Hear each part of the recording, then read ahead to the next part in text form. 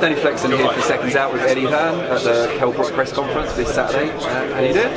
Doing good, mate. You're doing good. I'm excited. It's nice. Like, it's a bit like having a birthday party when you're younger, when you turn up to a press conference. I hope it's busy. You know what I mean? And it's packed in here. I mean, I'm not just saying that. Clamouring for you. It's like Beatle Mania or something. It's just nice when it's like a good vibe, a good feeling. People, I think sometimes in America it can be really frustrating where you don't get that same kind of feeling. And it's nice to come to Sheffield and bringing a guy back who used to be a massive name of British boxing, who ain't boxed for a year. So it's always a little bit like, will they still come? You know, do they still believe us? And it feels like with this promotion, as the time's gone on, and now it's like, he's going to fight. All right, let's find out if he's still got it. And he's talking a great game. And I've not heard him talk like this before. But if you're not the same fighter, you're not the same fighter. It doesn't matter how you talk. But if he's still the same fighter with this attitude, I expect him to look sensational on Saturday. What exactly has he got to do on Saturday night to make a believer out of you again, which it seems to be something he's quite keen on? Do you know that whole believer stuff? You know, Kell Brook has been there for the entire journey of my boxing career, right? So he will always be very important to me. The amount of times I had a lot more hair when I first started working for Kell Brook because I've pulled it out. Going up to his house, sitting in his lounge with his dad, telling him about the opportunities he's wasting, about the ill discipline that is causing him the chance to become one of the greatest British fighters of all time.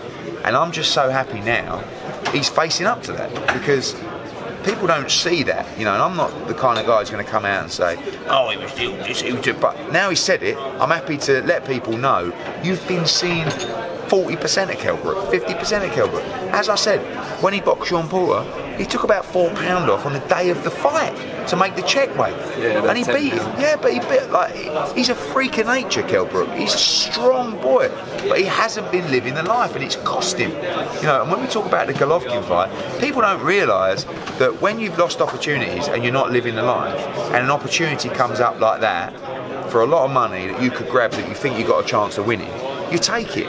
If he was in the gym every day, if he was on weight every day, we wouldn't have taken a Golovkin fight, because we would have just waited for the right opportunity at 47. But it got to a stage where it's like, like we need a big fight, because otherwise his career is going to pass him by. We took that fight. Then the Errol Spence fight come up. I actually said, I don't think you should take the Errol Spence fight. He thought he could beat him.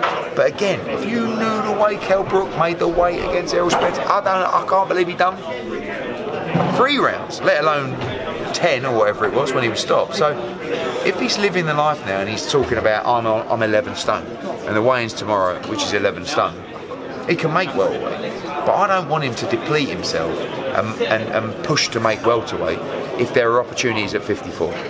The good thing about this opponent is he's ultra strong. He's a solid 154 pounder. You know, I love the Liam Smith fight for Kell Brook. I love the Amir Khan fight for Kell Brook. I love the Rosario fight for Kell Brook. I want to get him a world title. What's important to him now is becoming a 2-weight world champion.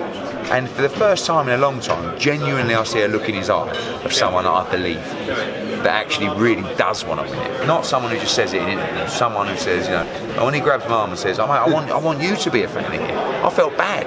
I said to him, mate, it's not that I'm not a fan, but when you're out of the ring for a year and you're not disciplined, and you've got all these great fighters that are in the gym every day and they're fighting every 3 months, you're going to be the forgotten man. So prove it on Saturday, prove you're not the forgotten man. And I love what I'm seeing from him. Changing tack a little bit, we'll try and go quick fire if we can, because I know you've got a lot of people who want demands on your time.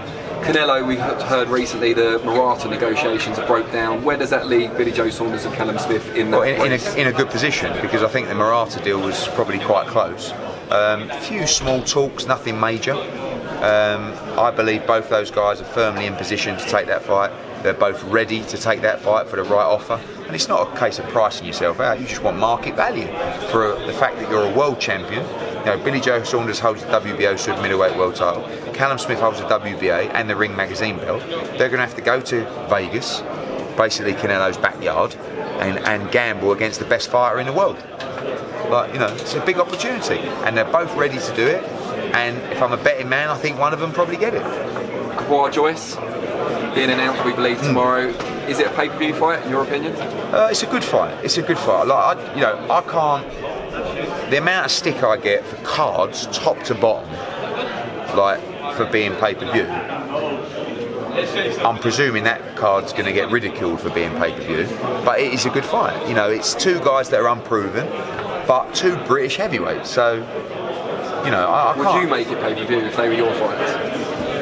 Not unless it was like a three-way, you know, White Povetkin, Dubois, Joyce. Like so let's see what they do. Like, you know, I think if they do that, I think there is an argument to say, you know, if it was Yard against Kovalev rematch, if it was, you know, I don't know what other fighters they've got. Warrington against Stevenson or something. Yeah, then yes. But I think you need to see the triple header. Yeah. It can't just be Dubois, Joyce, and then a couple of other fights, like British title fights. But it is a good fight. It is a good fight.